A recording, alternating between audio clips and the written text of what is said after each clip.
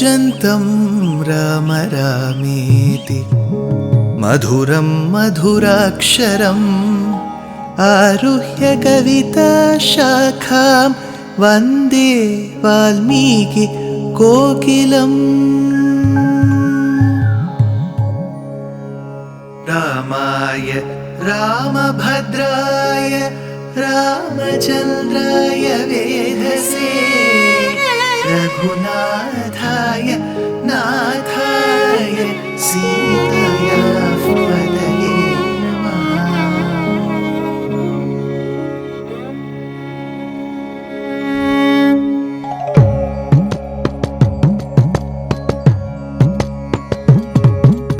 जयत्याश्रितसन्त्रास ध्वान्तविध्वंसनोदयः प्रभावान् सीतया देव्या परमव्योमभास्करः परमव्योमभास्करः।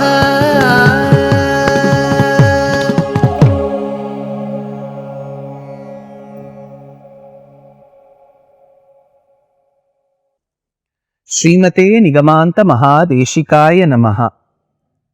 Seetā, who understands from the situation that Rama is in danger, initially asks Lakshmana to leave the place. Lakshmana is very reluctant. He says, Mata, Rama is Ajata Shatru. He is invincible. Asahaya Shura Anapaya Sahasa. So nothing would have happened to him, Mata. But Seetā says, you are a friend, an enemy in the disguise of a friend. You have been waiting all along so that in your brother's absence you can initiate a relationship with me. If you fail to leave this place, I will jump into the waters, flowing waters of the Godavari, or jump into the blazing fire, drink a cup of poison, or strangle myself unto death. Leave this place. Lakshmana, who says that I am caught between two situations where I have to protect you and on the other side obey your command. I don't know what to do, Mata, but if I continue to stay here, the world may assume what you say is right. So I am leaving you to the protection of the forest deities. Vishalakshi samagra vanadevataha rakshantu tvam Vishalakshi. Let the forest deities protect you. As he leaves the place, asking for the forest deities to help without drawing any Lakshmana Rekha. Sir, but it is very popular. Just because something is popular, we don't have to insert that into the Ramayana. I don't know how it became popular, when it became popular. Something which is wrong and wrongly mentioned and wrongly followed, we don't even have to research, spend our useful time on its research. When it started, who coined the name Lakshmana Rekha first? Not relevant to us. But Valmiki doesn't make a mention of it. Now, as Lakshmana leaves and Seetā is left alone, comes the Parivrajaka Rupena in the disguise of a mendicant as an ascetic. Ravana comes with a kamandalu, with a shikha, he comes. He then, looking at Seetā, he is enamored by Seetā's beauty. He says, Raupya kanchana varnabhe Pita Kausheya Vasini Kamalanam Shubham Malam Padmini Vacha Bibhrati. Were you born in the lotus? I have never seen a beauty like you. Shouldn't Seetā have had a small clue or an indication that this person doesn't look like an ascetic? Will a sannyasi be describing a woman so vividly?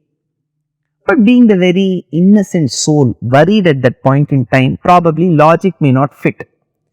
Hrihi, Shrihi, Kirtihi, Shubha, Lakshmi, Apsarava, Shubhanane. I've never seen a face as beautiful as yours, oh lady. How beautiful you are like Mahalakshmi, you are like Bhumi Mata, Hrihi, Shrihi.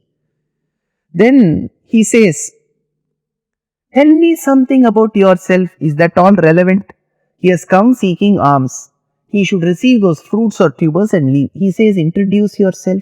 Seetā, being the innocent lady, she says she was the daughter of Janaka, married to Rama, the son of Dasharatha. She lived there. In the 25th year, Rama, when he turned 25, they left to the forest. They have finished 13 years. All this she says to Ravana. She also describes Rama's greatness. She says, Dadhyanna pratigrinhiyat satyam bruyanna janritam. My husband is great, O sannyasi. He never utters any untruth. He always speaks the truth. I am very proud of my husband. All this is irrelevant. Now Ravana says, I've heard enough about you. I've seen your beauty, about your husband. I just have one thing to ask. Seetā says, Swami, please tell me what I can help you with. That is when he says, Bakhvīnām uttamastrīnām ākritānām itastataha sarvāsāmeva bhadram te mahagramahishi bhava. Become my dear wife. Sannyasi is asking. Seetā was shocked. What? Come again? You have to become my wife. As he said and Seetā was shocked, he removed his cloak and showed his 10 heads and all his hands. Dashasyo vimshati bhujo babhuva kshanadacharaha sapparivrajaka chatma mahakayo vihayatat. He showed his full form, a fierceful one. Seetā was shocked, petrified. She had nobody now. Things she couldn't know what to do. She started running within and around the hermitage. Ravana followed her in one grip. He held with his left hand, he held her locks, her tresses. He pulled it and held with his left hand.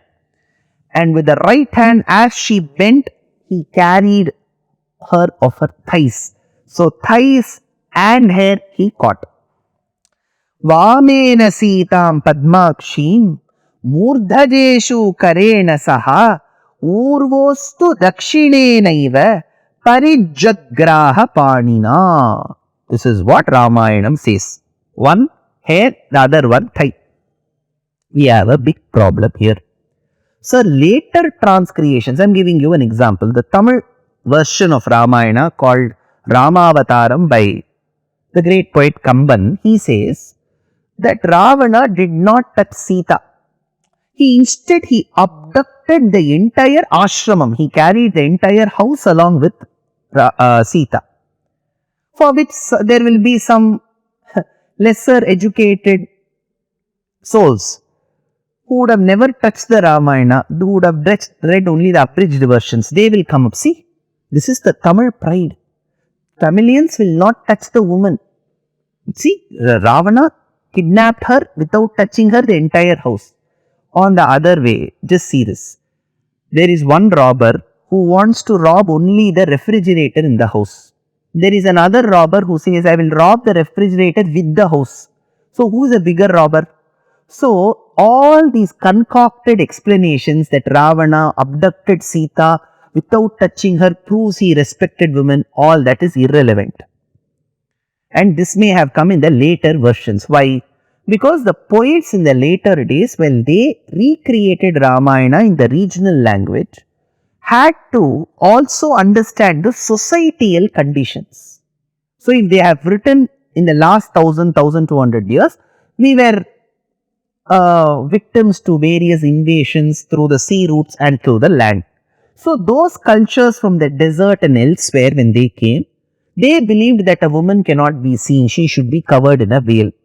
So, if the society was that sensitive to such invasions, telling that Ravana touched Seetā would have not gone well with that audience of that particular society. So, they might have changed it based on the societal conditions that Ravana abducted Seetā without touching her, the entire house. But Valmiki doesn't give such improbable explanations. He held her by the hair and the thigh and took her. Now comes another opposition. No sir, if you go to Yuddha Kandam and Uttara Kandam, it is said that Ravana had previously misbehaved with Punjikasthala, an Apsarastri, Rambha, who was the beloved of Nalakubera, Ravana's half-brother, that is Kubera's son.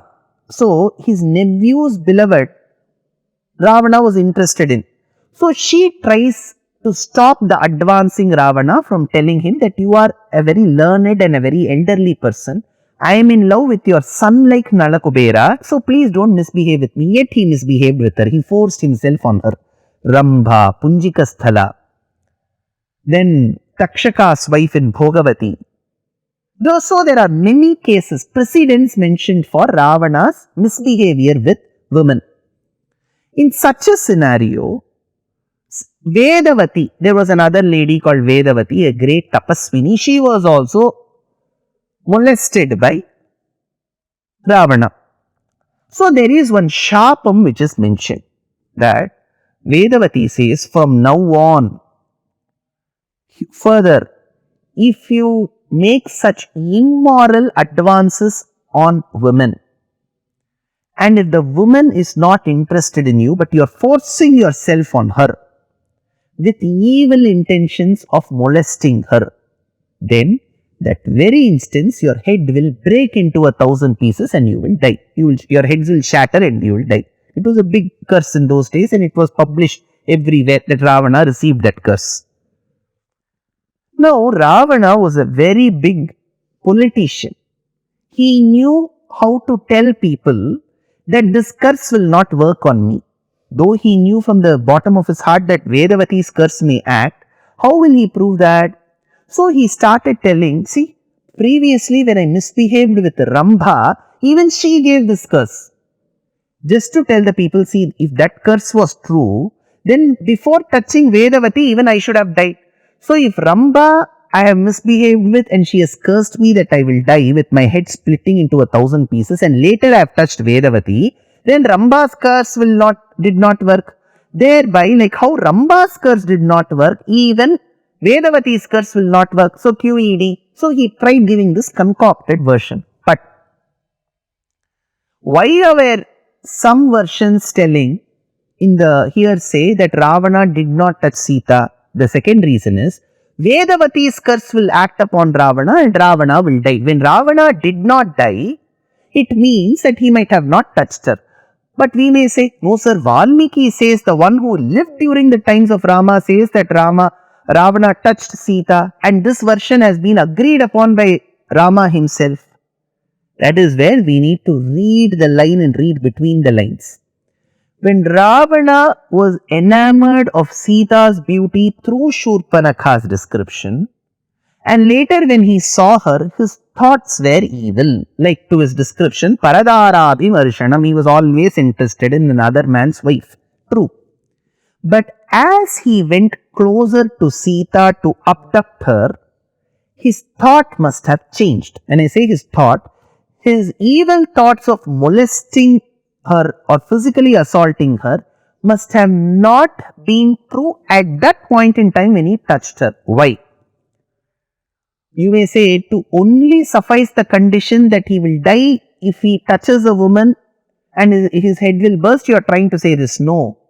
Valmiki gives a vivid description. He says, Ravana used his left hand to pull her hair, his right hand to touch her thighs, and carried her like, he's a poet, Budhamiva Rohini, like how Buddha would carry Rohini. This is the key phrase for us. Buddha carrying Rohini. So if we understand Buddha, if we understand Rohini and Buddha carrying Rohini, we will get an answer to this question of how Ravana did not die or death did not occur to Ravana where his head would burst into 1,000 pieces if he advanced with evil thoughts on a woman like Seetā based on Vedavati's curse. So either Vedavati's curse did not fructify or Ravana must have not had evil thoughts. Which is true? What is key in this Budhamiva Rohini? Next episode. Dear Astika reader, I am happy to be authoring a 2-part book on the Ramayana in English. The first part is slated for release in the year 2024. The book aims to recreate and retell the Ramayana of Valmiki, conforming to the ancient commentaries and other allied literature. To receive notifications of the book release, kindly register with www.deshikadaya.org/books.